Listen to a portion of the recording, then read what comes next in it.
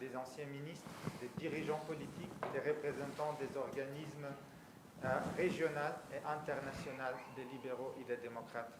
On était ici pendant quelques jours pour observer les élections, tout le processus électoral, les derniers jours, et nous avons préparé une déclaration conjointe qui sera présentée par M. Michel Demact, député fédéral au Parlement belge et membre de la Commission des Affaires étrangères dans le Parlement. Vous allez recevoir, après cette déclaration, le texte de la déclaration, ainsi que la liste de tous les membres de la délégation ici présents devant vous. Monsieur Michel Demact. Merci. Bonjour à tous. Dans le cadre de l'élection présidentielle du 31 octobre 2020, une mission internationale d'observation a séjourné en Côte d'Ivoire du 28 octobre au 2 novembre. Cette mission de libéraux et démocrates africains et européens, comprenant des leaders politiques, des parlementaires, des ministres et des représentants d'organisations de jeunesse. En dépit du contexte mondial marqué par la pandémie de Covid-19, la délégation a tenu à se rendre en Côte d'Ivoire au regard de l'importance des enjeux liés à ce scrutin. Celle-ci était composée de personnalités de haut rang, originaires de Belgique, de Bulgarie, du Mali, du Maroc, de Roumanie et du Royaume-Uni, et parmi elles, l'ancien chef de la mission d'observation de l'Internationale libérale lors de l'élection présidentielle de 2010. L'objectif de cette mission était d'observer le déroulement du processus électoral afin de mieux comprendre le contexte ivoirien et tirer les enseignements en vue de les partager. Au cours de la dernière décennie, la Côte d'Ivoire est devenue une démocratie stable et une référence en Afrique. Le pays a obtenu des résultats positifs et structurants en termes de sécurité, d'économie et d'amélioration des conditions de vie des populations. C'est sans doute pour cette raison que les élections en Côte d'Ivoire sont particulièrement suivies à travers le monde. Comprendre le contexte politique sur place était donc essentiel pour faire une analyse et une évaluation tant du contexte politique que du processus électoral. Durant son séjour, la mission a eu différentes rencontres avec les médias nationaux et internationaux, des partis politiques, des candidats à l'élection, des experts électoraux de l'Union européenne, des représentants diplomatiques, ainsi que des membres de l'exécutif ivoirien. Ces entretiens ont permis à la mission de constater, d'un point de vue factuel, l'évolution que le pays a connue depuis ces 9 dernières années. La mission a pu également s'imprégner des facteurs à l'origine des divergences autour de ce scrutin, tout en prenant en considération les conclusions de la précédente mission de la CEDEAO, de l'Union africaine et des Nations unies.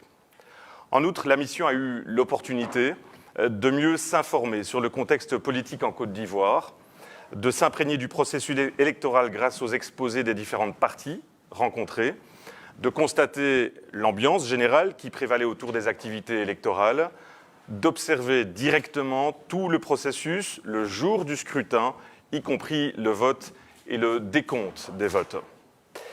Au terme de son séjour, la mission note les observations suivantes. La campagne électorale s'est déroulée dans l'ensemble de façon transparente, ouverte et démocratique, dans le respect des dispositions légales relatives à la liberté d'expression et de rassemblement. L'organisation des élections a tenu compte des mesures nécessaires pour faire face à la pandémie de Covid-19. Dans tous les bureaux de vote visités, les membres de la mission ont pu constater un déroulement normal du scrutin, dans le calme et la sérénité. Tous les bureaux de vote que nous avons visités ont reçu la dotation complète de matériel électoral et ont pu travailler dans des conditions efficientes. Les électeurs présents dans les bureaux de vote ont pu exercer leur droit de vote conformément aux dispositions prévues à cet effet, à savoir l'inscription préalable sur la liste électorale, la présentation d'un document d'identité et la prise de l'empreinte digitale de l'électeur. L'usage des tablettes digitales pour la vérification de l'identité des électeurs a contribué à la sécurisation et à la crédibilité du processus. La presse a relaté des incidents ayant empêché le vote dans certaines circonscriptions électorales, un phénomène, semble-t-il, isolé, dans la mesure où la mission n'a pas observé de tels incidents dans les bureaux qu'elle a visités. Dans la totalité des bureaux de vote visités, les délégués des candidats étaient présents, à l'exception des délégués de Pascal Affine-Guessant et Henri Conan-Bédier. Les délégués des candidats interrogés au cours des échanges se sont déclarés satisfaits du déroulement du scrutin. Les électeurs interrogés ont exprimé leur satisfaction quant au déroulement de leur vote. La participation électorale dans les bureaux de vote était variable d'un bureau à l'autre. Le scrutin a tenu compte du genre dans son organisation, avec une présence remarquée de femmes, ainsi que dans le décompte des électeurs qui spécifiait la mention du sexe. La mission a pu rencontrer des journalistes de la presse nationale et internationale durant les différentes phases de la période électorale, ce qui montre le caractère ouvert et transparent du dit processus. Au regard de ce qui précède, la mission rend hommage au peuple de Côte d'Ivoire pour sa maturité exemplaire et pour son sens élevé des responsabilités, félicite les organes de gestion et de supervision des élections pour la bonne organisation de ce scrutin, condamne bien entendu les violences causées par l'appel d'une partie de l'opposition à la désobéissance civile, exprime sa compassion à l'ensemble des familles des victimes et appelle les autorités compétentes à traduire les responsables de ces incidents devant la justice. Salue l'approche pondérée du gouvernement qui a appelé au calme et à la retenue durant la campagne et le jour du scrutin, encourage les acteurs politiques à privilégier le dialogue, à faire preuve de retenue et à utiliser les voies légales pour les éventuels recours. Invite l'ensemble de la classe politique à s'inscrire résolument dans l'ensemble des processus électoraux à venir, notamment l'élection législative qui demeure une échéance importante pour la consolidation des acquis démocratiques en Côte d'Ivoire.